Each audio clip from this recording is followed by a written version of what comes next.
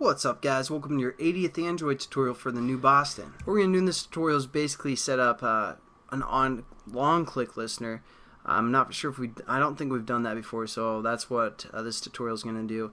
The OnLongClick listener can be used for buttons, but since this sound stuff class only has a view, we're just going to set the OnLongClick listener view to this as well. So what we're going to do is we're just going to view.set OnLongClick listener and hit that, and then we're just gonna say this as well, and then we're gonna implement or basically let sound stuff, our class, implement the OnLongClick listener as well. So again, it just puts a comma OnLongClick listener, and then we're just gonna say add unimplemented methods, and down here is our OnLongClick listener. Now what we're gonna do is we're gonna set up a media player variable or object as well. We're going to call this MP.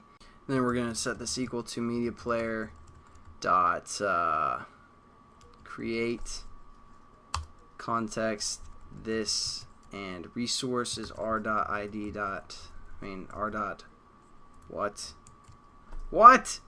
going on? I'm sorry, r dot raw dot, and then our background music.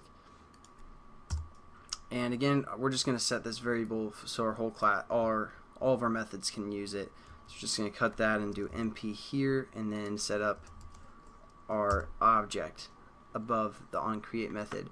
So there we go. We basically set up a media player as well.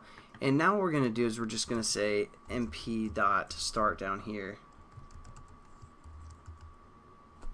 And we're basically good to go. Now basically what this OnLongClick is if we click and hold for like a second or something, I don't know the exact time, it's going to call this OnLongClick method instead of this OnClick method.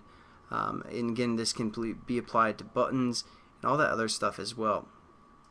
And again, the difference between the media player and the sound pool is the sound pool will allow it to basically be loaded into memory, whereas the other way it's going to kind of stream it. It's going to take a while. So again, the sound pool is just short clips that can be played quickly and effectively, and that's what you're going to use the sound pool for. Whereas you want a longer background sound, you're going to use the media player.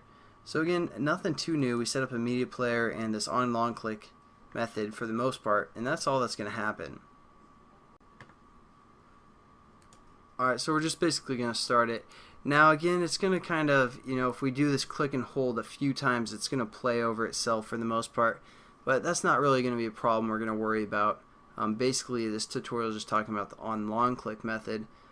So yeah, it's not the most efficient little application, but that's fine. Just to introduce this new method that you guys can use for buttons or views or whatever you guys want to use this OnLongClick for. And let's get this started up here. Turn up the volume. Sound stuff. And if I just click quickly, it's still just playing our sound pool, but if I click and hold, it starts our music. And then we can still click and it plays our sound pool stuff, as you can see. And there we go.